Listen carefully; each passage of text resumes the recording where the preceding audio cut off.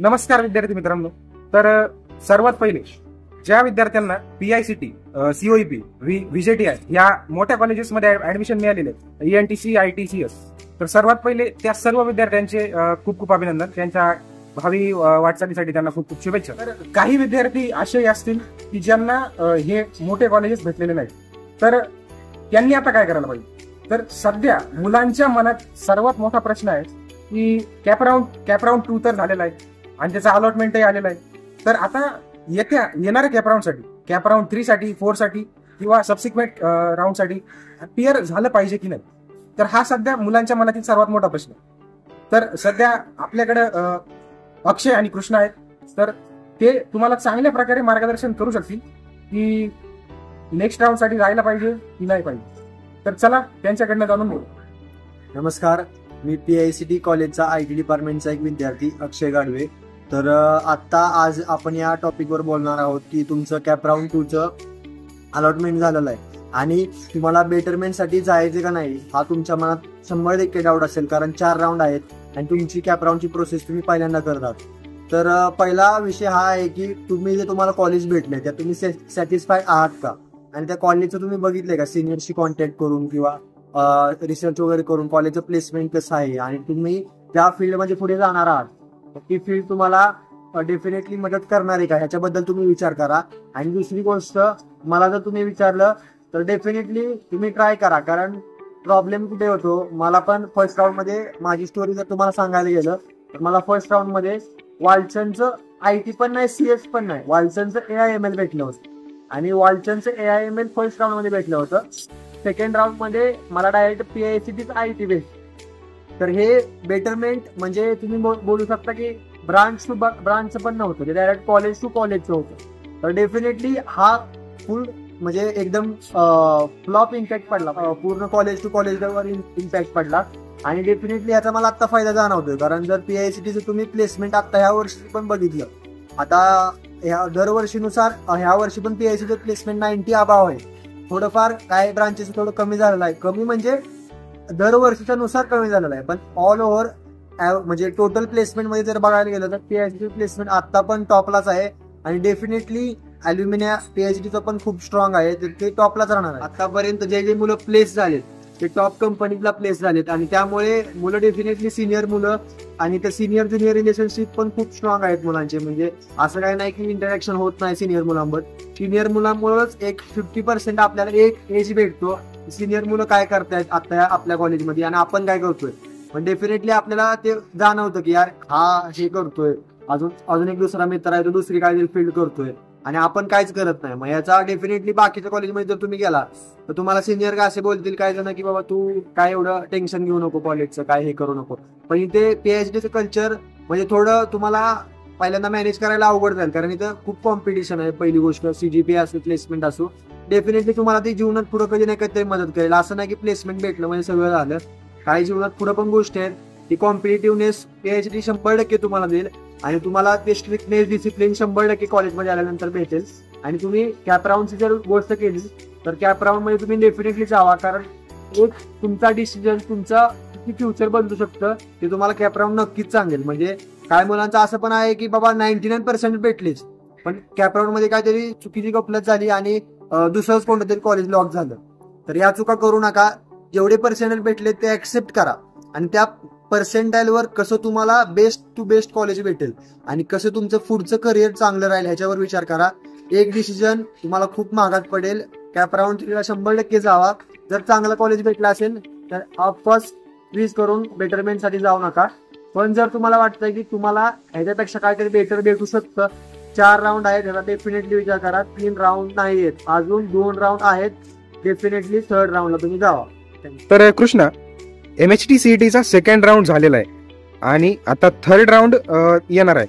तर सध्या मुलांच्या मनात एक फार मोठा प्रश्न आहे की सध्या जे त्यांना सीट अलॉट झालेला आहे त्या सीटवर ऍडमिशन घेतलं पाहिजे की येत्या 3rd राऊंड किंवा जे सबसिक्वेंट राऊंड असतील, 4th राऊंड असू द्या किंवा त्यानंतर स्पॉट राऊंड असेल, तर त्यासाठी अपियर व्हायचं आहे की नाही.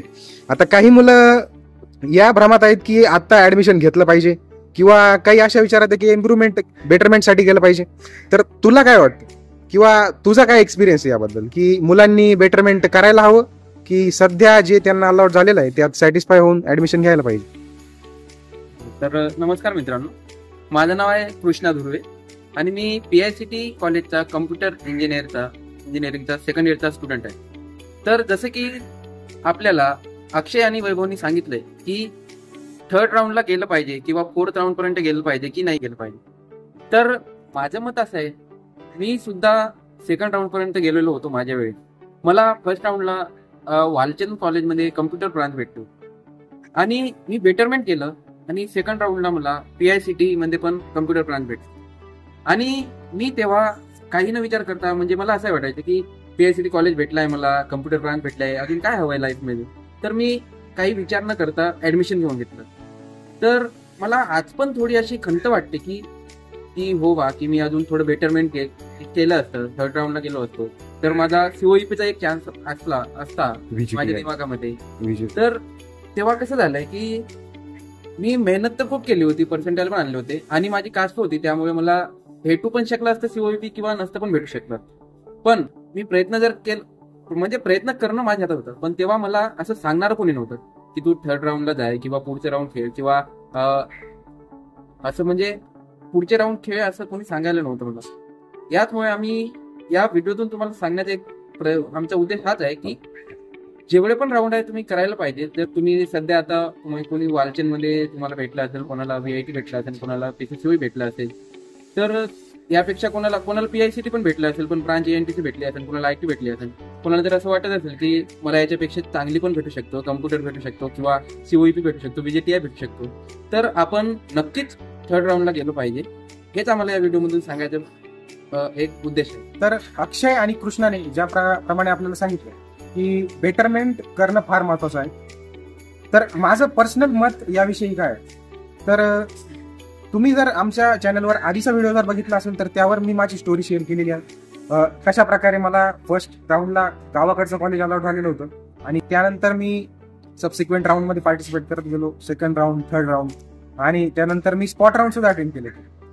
तर मला सांगायचं एवढंच आहे, जीवनात बेटरमेंट फार महत्वाचं असतं मित्रांनो. जर मी त्यावेळेस फर्स्ट राऊंडला असताना जर ऍडमिशन घेतलं असतं तर मी आता गावाकडे असतो. हे आयडेंटिटी कार्ड जे तुम्ही माझ्याकडे बघताय ते आज नसतं. मला सांगायचं एवढंच आहे की अजूनही वेळ गेलेली नाहीये. आतापर्यंत फक्त सेकंड राऊंड झालेला आहे, अजून थर्ड राऊंड बाकी आहे, त्यानंतर फोर्थ बाकी आहे आणि स्पॉटही होईल. तर तुम्ही सध्या पेशन्स ठेवणं फार महत्वाचं. पेशन्स ठेवलात तर नक्कीच तुम्हाला सध्या ज्या कंडिशनला तुम्ही त्याच्यापेक्षा नक्कीच तुम्ही बेटर कंडिशनवर असू शकतात.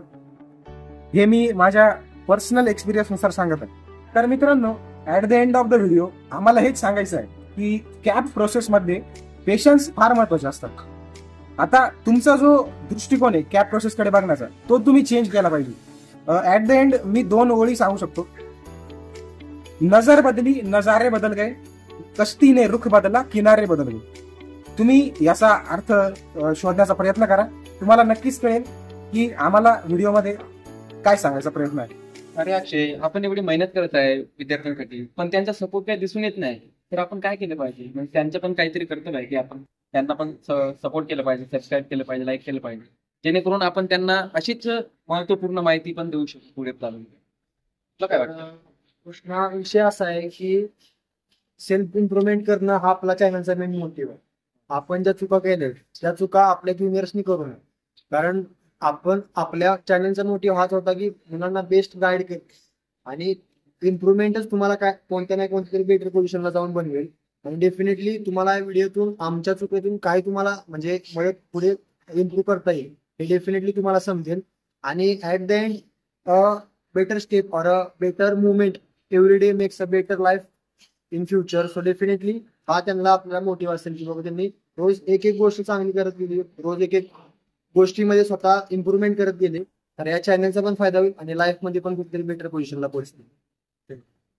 तर विद्यार्थी मित्रांनो, जर तुम्हाला वाटत असेल की आम्ही असेच माहितीपूर्ण व्हिडिओ अजून तुमच्यासाठी बनवले पाहिजे तर नक्कीच आमच्या चॅनलला सबस्क्राईब करा आणि लाईक अँड शेअर करायला विसरू नका.